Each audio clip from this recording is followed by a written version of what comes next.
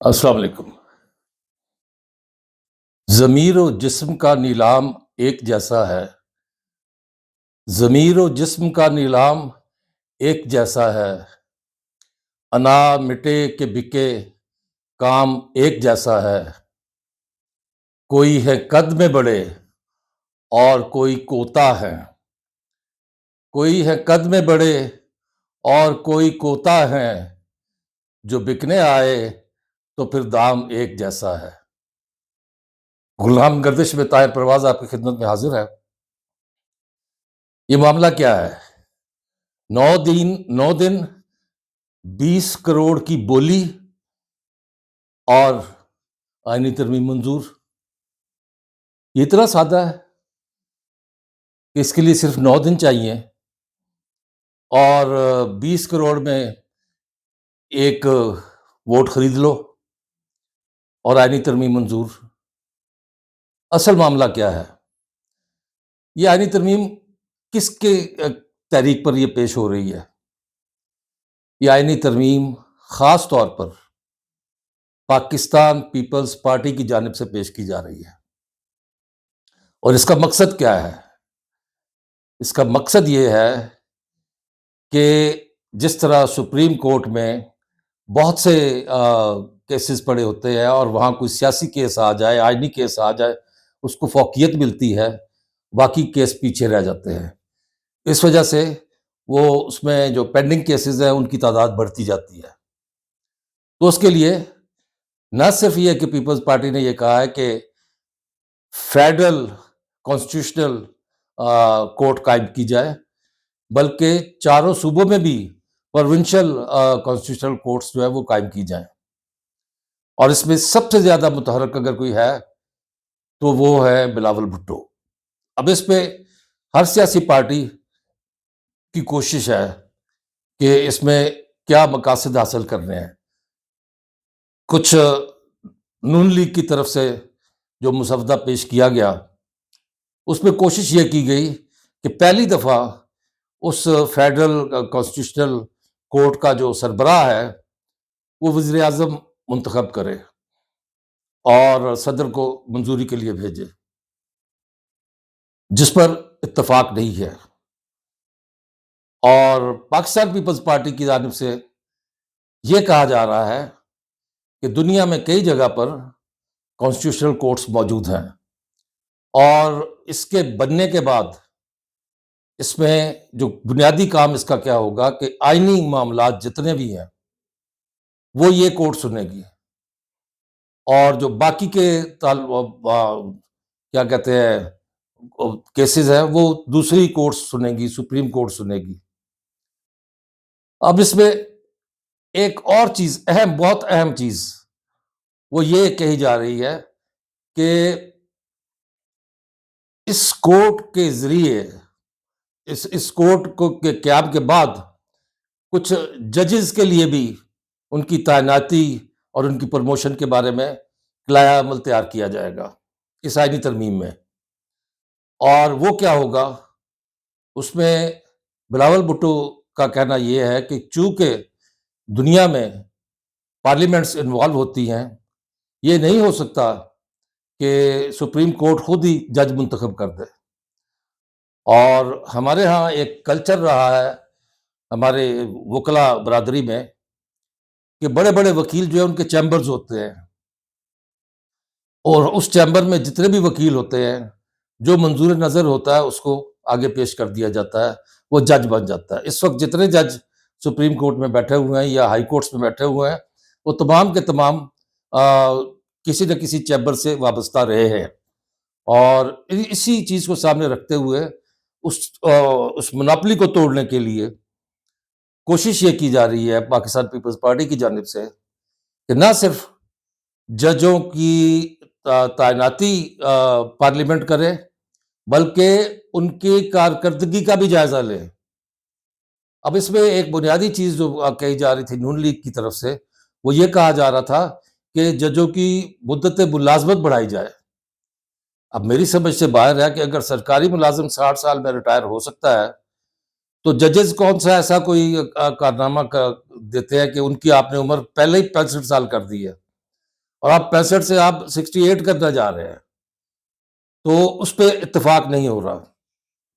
لیکن اس کی منظوری کے لیے آج مولانا فضل الرحمان جمعیت علماء اسلام کے امیر جو ہیں، انہوں نے بڑی خوبصورت باتیں کی ہیں۔ انہوں نے ساتھ ہی ساتھ یہ بھی کہا کہ 18ویں ترمیم ہم نے 9 مہینے میں منظور کی تھی، تو اس کے لیے 9 دن تو دے دینے چاہیے۔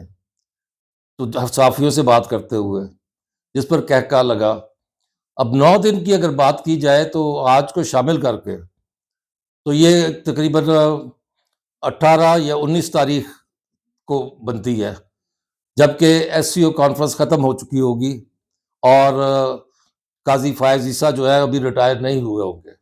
اب یہ بھی ایک درمیان میں بات آ گئی ہے، کہتے ہیں نا مکتے میں آ پڑی ہے سخن گسترانہ بات، کہ یہ کورٹ جو بنائی جا رہی ہے قاضی فائز عیسیٰ کے لیے بنائی جا رہی ہے، جس کے لیے خاص طور پر بار بار حکومت کی طرف سے بھی کہا جا رہا ہے، حکومت کے اتحادیوں کی طرف سے بھی کہا جا رہا ہے، اور مولانا فضل الرحمان تو بالکل انکار کر چکے ہیں کہ ان کو یہاں لانے کی ضرورت نہیں ہے۔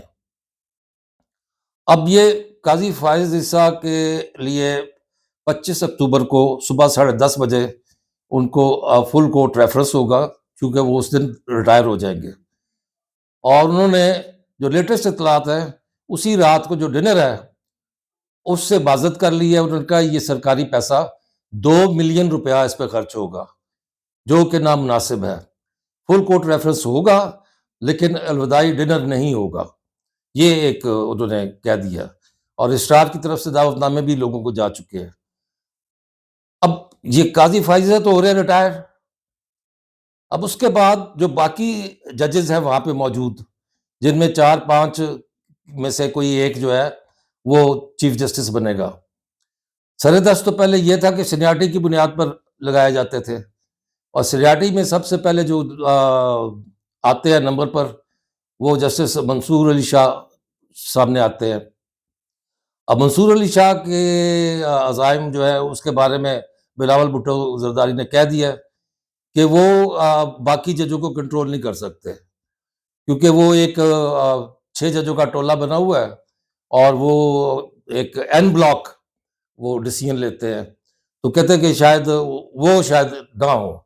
تو اس کا مطلب ہے کہ جو پہلے 3 یا پہلے 5 سینئر سپریم کورٹ کے جج ہیں ان میں سے کوئی، کیونکہ وہ کہتے ہیں کہ سینیارٹی کا جو تجربہ ہے یہ ناکام رہا ہے، کیونکہ سینیارٹی کے اسی تجربے کی بنیاد پر ثاقب نثار کو لایا گیا، اسی تجربے کی بنیاد پر عمر عطا بندیال کو لایا گیا، اور کھوسا کو لایا گیا، اور دوسرے جو تھے۔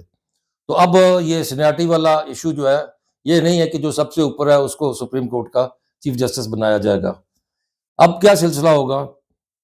اب سلسلہ یہ ہوگا کہ جو 5 ہوں گے یا 3 ہوں گے اس پینل میں سے کسی ایک کا انتخاب کیا جائے گا، وہ انتخاب پارلیمانی کمیٹی کے سامنے کیا جائے گا، پارلیمنٹ کی تمام پارٹیاں اس میں شامل ہوں گی اور وہ پھر اس کا فیصلہ کرے گی۔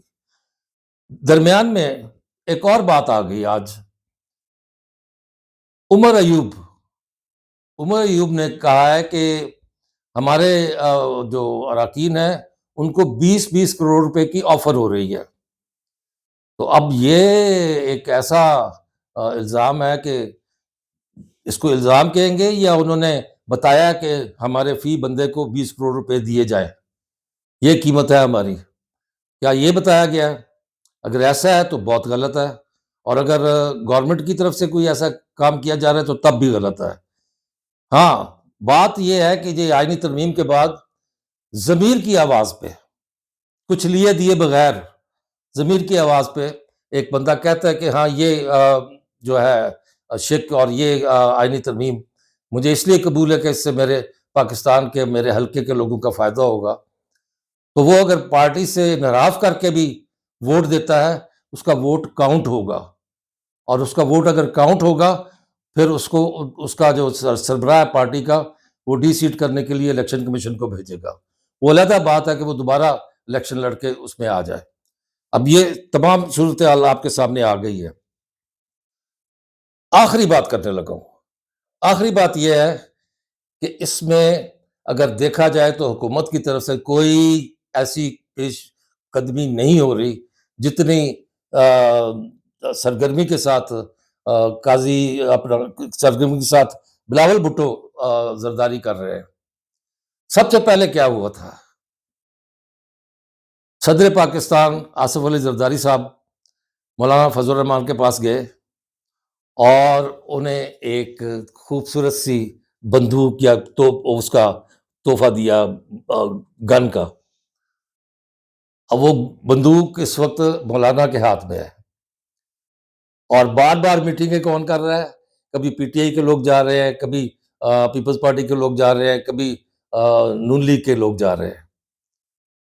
اور اس میں اس وقت تک یہ سمجھا جا رہا تھا کہ مولانا نون لیگ سے تو ناراض ہیں، پیپلز پارٹی سے ناراض نہیں ہیں، لیکن وہ پی ٹی آئی کو سامنے رکھ کر اپنا جوش بتا رہے ہیں کہ ہاں جی اب وہ بات کرو، میں ان کی بات کروں گا۔ اور پی ٹی آئی والے باہر آ کے بڑے خوش ہو کے یہ کہتے ہیں مولانا ہمارے ساتھ ہے، مولانا ہمارے ساتھ ہے۔ لیکن آج وہ بھی چیز مولانا نے ختم کر دی۔